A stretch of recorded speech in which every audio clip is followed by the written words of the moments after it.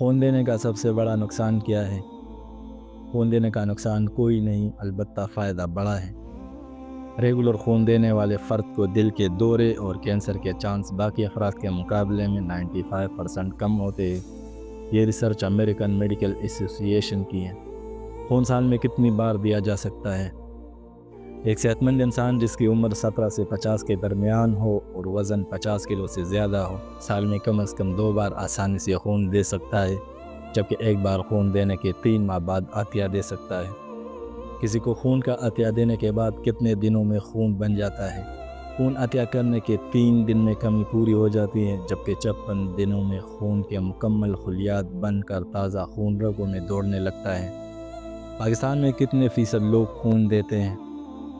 پاکستان میں صرف 2 سے 3% لوگ ریگولر خون دیتے ہیں، چند افراد ایمرجنسی میں بھی خون دیتے ہیں۔ خون دینے کے فوائد کیا ہیں؟ خون دینے کا سب سے بڑا فائدہ ایک صدقہ جاریہ میں حصہ ڈالنا ہے، جو قیامت تک نسل در نسل آپ کے لیے ثواب کا معجب ہے۔ اس کا دوسرا بڑا فائدہ خون میں آئرن کو مقدار بیلنس رکھنا، اور سب سے بڑا فائدہ صحت مند اور فریش زندگی گزارنا ہے۔ ریگولر خون دینے والے کی جلد دوسروں کی بنسبت زیادہ عرصے تک جوان اور صحت مند رہتی ہے۔ اس کا ایک فائدہ مفت میں خون کی اسکریننگ بھی ہے۔ پرانا خون زیادہ طاقتور ہوتا ہے یا نیا بننے والا؟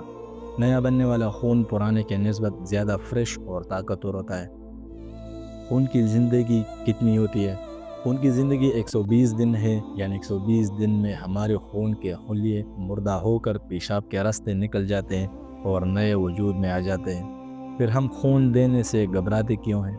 ہم ایک ایسی سوسائٹی میں سانس لے رہے ہیں جہاں یہ بات پھیلی ہوئی ہے کہ خون دینے سے انسان کمزور ہو جاتا ہے اور خون دوبارہ نہیں بنتا، لہٰذا ہمارے مریض تڑپتے سسکتے بستروں پر خون کی کمی کی وجہ سے جان دے دیتے ہیں۔